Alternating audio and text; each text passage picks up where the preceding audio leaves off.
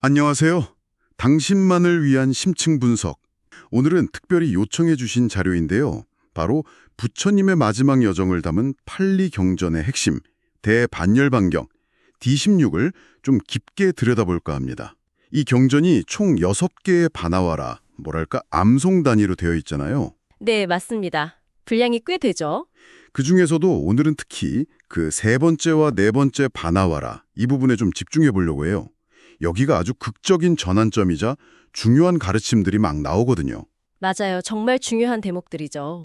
이 두 부분을 이해하는 게 경전 전체를 꿰뚫는 데 상당히 도움이 됩니다. 저희가 오늘 주로 볼 자료는요. 대반열반경 번역본하고 관련 주석서들, 그리고 이걸 또 후대 대승경전과 비교한 연구 자료들도 좀 참고했습니다. 목표는 그냥 내용을 훑는 게 아니고요. 이 세 번째, 네 번째 반화와라 속 사건과 가르침들이 부처님 마지막 여정에서 어떤 의미가 있는지, 또 오늘을 사는 당신에게는 어떤 생각거리를 던져주는지 그걸 같이 찾아보는 거예요. 네. 그리고 바나와라라는 게 생소하실 수도 있는데 간단히 말하면 암송하기 좋게 나는 분량 단위, 대략 8,000음절, 250 개송 정도 된다고 보시면 됩니다. 아하, 그렇군요. 자, 그럼 바로 그 긴박했던 세 번째 반화와라, 그 시작으로 한번 가보시죠. 부처님께서 당시 아주 번성했던 외살리 근처 짜빨라 탐묘라는 곳에 계셨어요. 네, 짜빨라 채띠야. 근데 여기서 탐묘, 채띠야라는 게 우리가 흔히 생각하는 불탑하고는 조금 다를 수 있어요. 아, 그런가요? 네, 당시에는 불교 이전부터 있던 어떤 오래된 성소나 기념물 같은 장소를 의미하기도 했거든요. 꼭 불교적인 것만은 아니었던 거죠. 그렇군요. 그곳에서 부처님께서 외살리의 아름다움을 칭찬하신 다음에 아난다 존자에게 아주 의미심장한 말씀을 던지십니다. 네, 바로 그 유명한 사여이족 이디파다 이야기죠. 맞아요. 이 네 가지 강력한 정신적 힘을 잘 닦으면 원한다면 한 겁, 그러니까 상상하기도 힘든 엄청난 시간 동안 이 세상에 머물 수도 있다. 이런 가능성을 슬쩍 비추신 거잖아요. 정말 놀라운 암시죠. 여기서부터 이제 운명이 갈리기 시작합니다. 아, 그러니까 부처님은 가능성을 열어두셨는데 그런데 바로 곁에 있던 아난다 존자가 이걸 못 알아차려요. 경전에서는 마라에게 마음이 가려졌다 이렇게 표현하는데요. 말아요. 그 악마? 꼭 악마라기보다는요. 물론 전통적으로는 죽음, 살해자 이런 의미도 있지만 뭐랄까 해탈을 방해하는 모든 종류의 장애물, 예를 들면 우리 안에 번뇌, 죽음에 대한 공포, 오온에 대한 집착, 심지어 신격화된 존재로서의 마라 빠삐만까지 이런 걸 다 상징한다고 볼 수 있어요. 아, 굉장히 폭넓은 개념이군요. 네.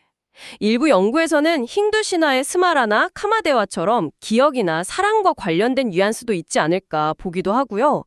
아무튼 핵심은 아난다 존자가 이 결정적인 순간에 부처님께 제발 더 머물러 주십시오 하고 청하지 못했다는 거죠. 아, 너무 안타까운데요? 네, 그래서 훗날 이 일로 아난다 존자가 많이 비판받기도 하고 스스로도 크게 후회합니다.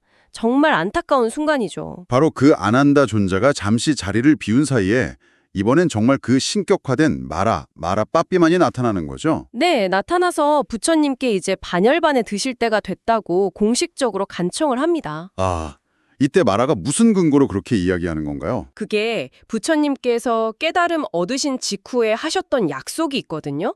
비구, 비구니, 남신도, 여신도 이 네 무리 제자들에게 내 가르침, 법이 널리 퍼지고 단단히 뿌리내리기 전까지는 열반에 들지 않겠다. 이 약속이요. 아하, 그 약속. 네.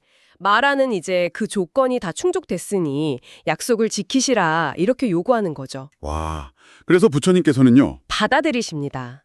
말하여 안심하라. 열의 완전한 열반은 오래지 않을 것이다.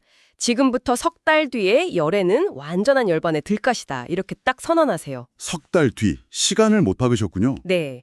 그리고는 의식적으로 당신의 생명력을 유지하려는 의지, 이걸 이제 수명의 상카라라고 하는데 이걸 놓아버리십니다. 상카라, 그게 정확히 어떤 거죠? 그냥 생명현상인가요?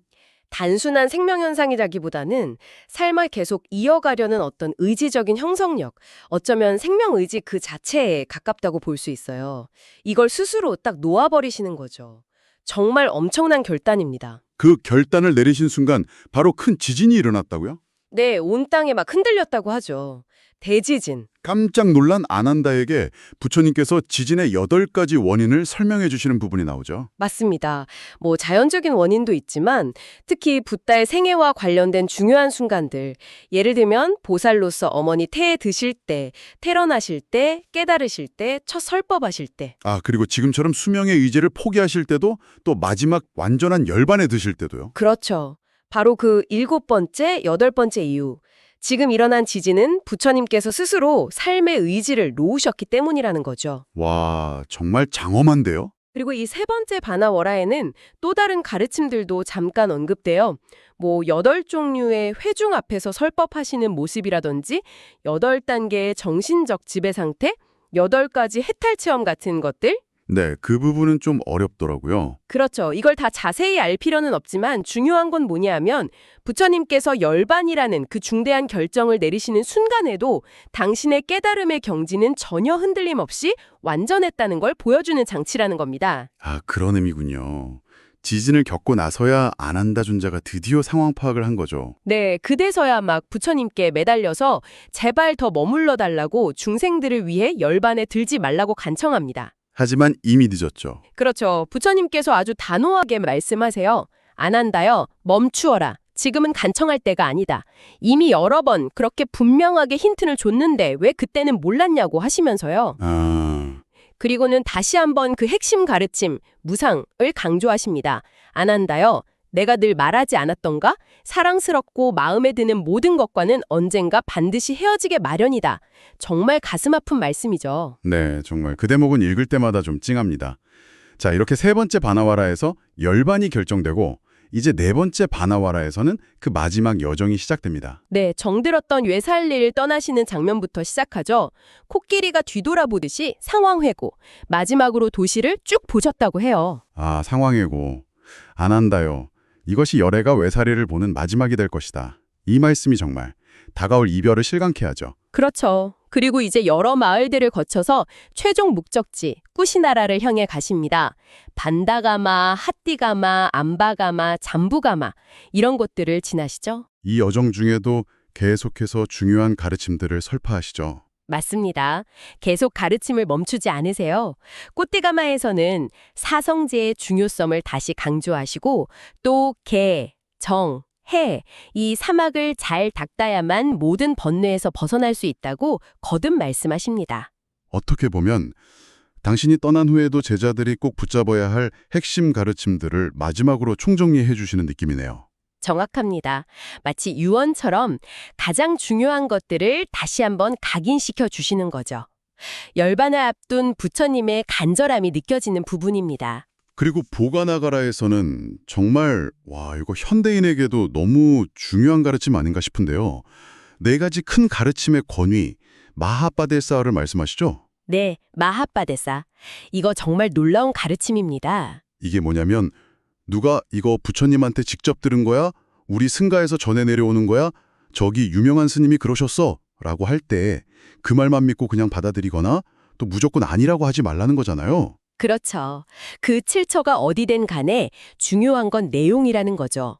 그 내용이 이미 확립된 부처님 말씀, 즉 경, 수타와 율, 비나야에 부합하는지를 따져봐야 한다는 겁니다. 와, 진짜 2500년 전에 이미 팩트체크, 정보 분별력 가이드라인을 주신 거네요? 바로 그겁니다.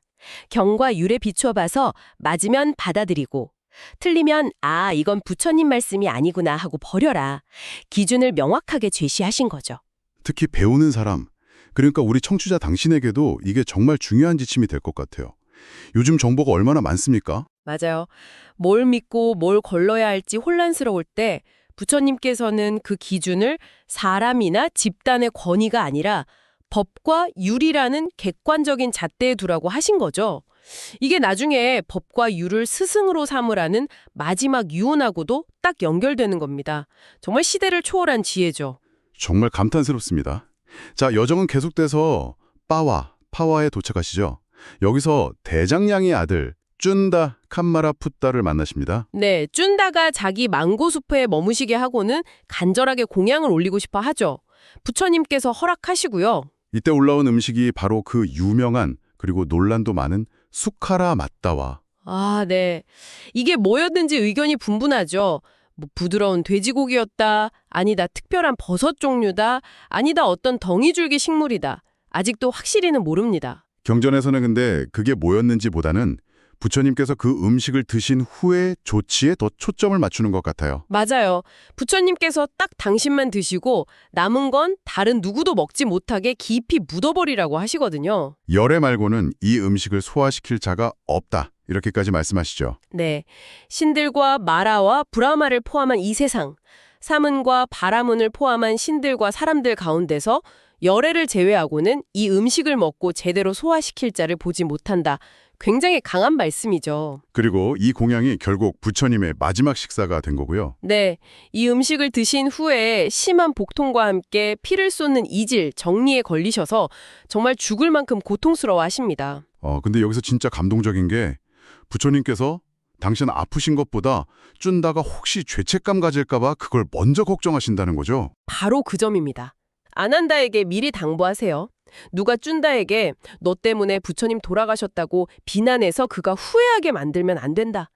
그의 후회를 꼭 없애줘야 한다고요. 와, 정말. 그러면서 이 쭌다의 공양이 깨달음 직전 수자타의 공양과 똑같이, 아니 어쩌면 그 이상으로 엄청난 공덕이 있다고 선언하십니다.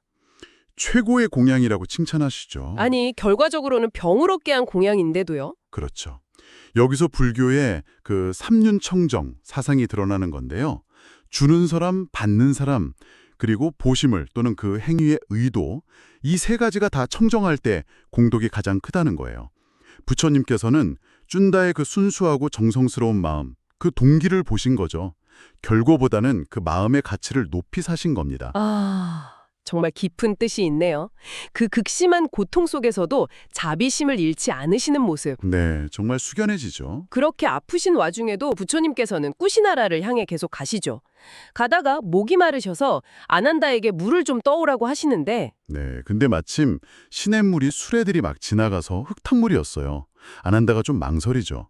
조금만 가면 맑은 강이 있는데 거기서 드시죠 하고요. 하지만 부처님께서는 3번이나 단호하게 아니다, 여기서 떠오너라 명하시잖아요. 그렇죠. 아난다가 마지못해 바루를 들고 가보니까 신기하게도 그 흙탕물이 저절로 맑게 가라앉아 있었던 거예요. 와, 기적 같은데요? 네, 아난다가 열애의 그 위신력에 감탄하면서 물을 떠다드리죠. 육신은 쇠약해지셨지만 부처님의 정신적인 힘은 여전하다는 걸 보여주는 장면입니다. 네, 그리고 또 흥미로운 만남이 있죠. 뿌꾸사 말라뿌따. 이 사람은 옛날 부처님 스승 중 한 명이었던 알라라 칼라마의 제자였다면서요. 네, 맞습니다. 뿌꾸사가 자기 스승 알라라 칼라마 얘기를 해요. 길가에서 선정에 들었는데 술에 500대가 지나가도 몰랐다는 거죠. 엄청난 집중력이죠? 그 얘기를 들으시고 부처님께서 당신 경험담을 말씀해 주시죠. 네, 예전에 아뜨마라는 곳에서 당신도 깊은 선정에 들었는데 그때 막 폭풍 못 치고 벼락 떨어져서 옆에서 농부랑 소가 죽었는데도 전혀 몰랐다는 거예요. 선정에서 깨고 나서야 알았다고. 와, 알라라 깔라마보다 더 깊은 경지였다는 거네요. 그렇죠. 불교 수행으로 도달할 수 있는 선정의 깊이가 그 정도라는 걸 보여주시는 거죠. 북구사가 엄청 감명을 받아서 아주 귀한 옷, 금빛으로 빛나는 옷 한 쌍을 공양 올리죠. 네, 금실로짠 아주 좋은 옷이요. 부처님께서 한 벌은 받으시고 다른 한 벌은 아난다에게 주라고 하시는데 여기서 또 놀라운 일이 벌어지죠. 아난다가 그 옷을 부처님께 입혀드리는데 네, 그 찬란한 황금색 옷이 오히려 부처님 몸에서 나오는 광채 때문에 흐릿하게 보였다는 거예요. 옷보다 몸이 더 빛났다. 와, 아난다가 막 세존이시여 정말 경이롭습니다. 피부색이 어쩜 이렇게 청정하고 밝으십니까? 하니까 부처님께서 설명을 해주시죠. 네, 아난다요. 열애의 몸은 두 경우에 가장 청정하고 밝게 빛난다. 이렇게요? 그렇죠. 하나는 깨달음을 얻은 바로 그날, 그리고 다른 하나는 모든 번뇌와 존재의 흔적 없이 완전한 열반, 무여열반에 드는 바로 그날. 네, 이 말씀은 이제 정말 반열반이 임박했다는 걸 알리는 아주 강력하고도 신비로운 징표인 셈입니다. 깨달음의 정점과 완전한 해방의 정점, 이 두 순간에 부처님의 본질적인 빛이 가장 강하게 드러난다는 거죠. 와, 자 이렇게 세 번째, 네 번째 바나와라를 정신없이 따라와 봤습니다. 한번 정리해보면 세 번째 반화와라는 결국 부처님의 반열반 결정, 그리고 석 달 뒤라는 시간 제한, 이게 딱 정해지는 어떻게 보면 비장한 부대가 마련된 거고요. 네, 운명의 추가 키운 거죠. 그리고 네 번째 반화와라는 이제 그 마지막 여정을 보여주면서 그 길 위에서 마하빠데사 같은 중요한 가르침, 또 쭌다의 공양을 통한 그 동기의 중요성, 윤리적 교훈, 그리고 마지막에 몸의 광채 같은 임박한 열반의 징후들, 이런 것들을 아주 생생하게 보여줬습니다. 맞습니다. 이 두 바나와라를 통해 우리가 뭘 얻어갈 수 있을까 생각해 보면요. 우선 죽음이라는 피할 수 없는 현실 앞에서 또 극심한 육체적 고통 속에서도 끝까지 법을 전하시려는 부처님의 그 모습 자체가 정말 큰 울림을 주죠. 인간적이면서도 또 초월적인. 그렇죠. 그리고 네 가지 큰 권위에 같은 가르침은 지금처럼 정보가 넘쳐나는 시대에 당신께서도 바로 적용해 볼 수 있는 아주 실용적인 지혜를 주고요. 또 쭌다의 이야기는 결과보다 과정, 그 마음의 순수함이 얼마나 중요한가 하는 윤리적인 성찰을 하게 만들죠. 네. 그리고 이 모든 이야기의 바탕에는 결국 모든 것은 변한다, 재행무상이라는 그 근본 진리가 깔려 있는 것 같고요. 네. 무상함을 절감하게 하면서도 동시에 그 무상한 세상 속에서 개정의 사막을 닦음으로써 괴로움에서 벗어날 수 있다는 희망, 그 해탈의 길 또한 분명히 보여주고 있습니다. 오늘 저희와 함께 대반열반경의 정말 핵심적인 부분이죠. 세 번째와 네 번째 반화와라를 탐구해봤습니다. 부처님의 열반 결심과 지진, 외살리를 떠나는 마지막 모습, 길 위에서의 중요한 가르침들, 쭌다의 공양, 그리고 반열반을 예고하는 몸의 광채까지 정말 많은 일들이 있었네요. 네, 연구 자료들을 보면 이 판례경전 대반열반경은 역시 역사적 인물로서의 부처님, 그리고 그분이 가르치신 구체적인 수행법, 그러니까 무아사상이나 팔정도 같은 걸 통한 해탈에 초점을 맞추고 있다는 점을 지적합니다. 아, 그게 후대 대승경전과는 좀 다르다고요? 그렇죠. 대승의 대반열반경 같은 경우는 모든 존재 안에 불성이 있고 열반이 곧 참된 나를 찾는 거다, 이런 식으로 좀 더 내재적인 불성을 강조하는 경향이 있거든요. 이 차이를 이해하는 것도 불교 사상의 흐름을 파악하는 데 중요합니다. 그렇군요. 관점의 차이가 있네요. 그렇다면 이 모든 이야기가 궁극적으로 우리에게 주는 메시지는 뭘까요? 여러 가지가 있겠지만 저는 어쩌면 이런 게 아닐까 싶어요. 부처님의 몸은 결국 사라졌지만 그분이 남기신 가르침, 그 법, 담마는 시간을 넘어서 지금 여기 우리에게도 여전히 유효하고 그 길을 따라 우리도 괴로움에서 벗어날 수 있다는 가능성, 그걸 보여주는 게 아닐까요? 네, 아주 좋은 통찰이십니다. 육신은 무상해도 법은 남아서 우리를 이끌어준다는 것, 그게 핵심이죠. 자, 마지막으로 당신께 한번 스스로 곱씹어 볼 만한 질문 하나 던져보면서 마무리할까 합니다. 부처님의 몸은 왜 하필 깨달음을 얻은 밤과 완전한 열반에 드는 밤, 이 두 순간에 가장 밝게 빛났을까요? 오, 흥미로운 질문인데요. 이 신비로운 광채, 어쩌면 깨달음이라는 위대한 성취와 윤회의 속박에서 완전히 벗어나는 그 마지막 해방, 이 두 절정사시에 뭔가 깊은 연결고리가 있다는 걸 보여주는 건 아닐까요? 이 질문에 대한 당신만의 답을 한번 찾아보시는 것도 의미 있지 않을까 싶습니다. 네, 깊이 생각해 볼 만한 질문입니다. 네, 오늘 저희와 함께 대반열반경의 깊은 세계로 함께 여행해 주셔서 감사합니다. 다음에도 흥미로운 자료와 통찰로 당신을 찾아뵙겠습니다.